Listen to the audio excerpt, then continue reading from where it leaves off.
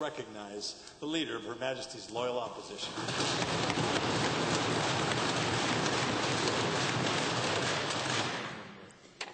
Thank you, Mr. Speaker.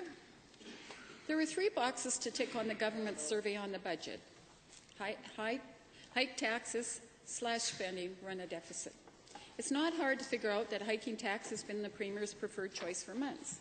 He's talked about introducing sales tax, sugar tax, higher income tax, higher gas tax, and a tax on everything he can think of.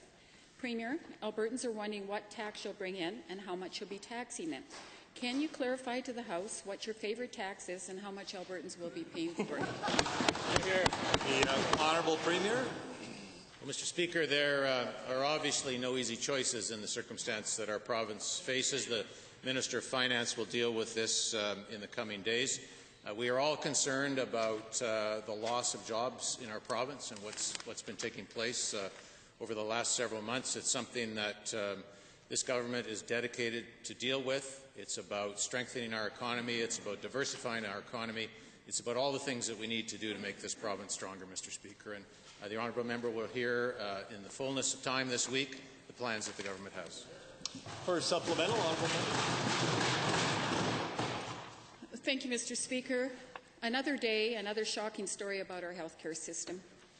This weekend, reports emerged that a woman in Fort Saskatchewan sat uncomfortably in a public waiting room chair for 7 hours while she miscarried her child. It's just one story at one hospital on one evening, but we know it happens all the time. It's absolutely appalling, Mr. Speaker, that in a province that spends half of its budget on healthcare, this continues to happen. Premier, how are we going to address these horrible situations? The Honourable Minister of Health. Mr. Speaker, first of all, our thoughts and prayers go out to the individuals this happened to. It was a very sad situation, but this government is spending a tremendous amount of money, investing in $50 million we announced in our emergency departments, increasing numbers of long-term care facilities, long-term care beds. We're making every effort to try to put the system in balance, and we'll continue to do that. Unfortunately, our hearts and prayers go out to that family. Honourable member, final supplemental. Thank you. 5 years ago, this government said we'd have a patient-accessible electronic health care record by this year.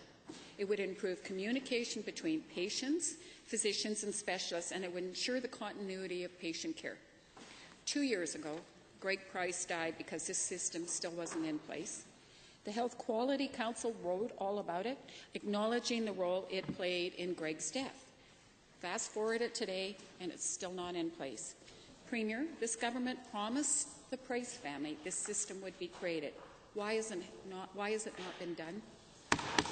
The Honourable Minister of Health. Mr. Speaker, I can't speak too much about previously, but we are working diligently with a group of people today to put in place the proper computer system that will allow records to be effectively put in place for this province so these things don't happen.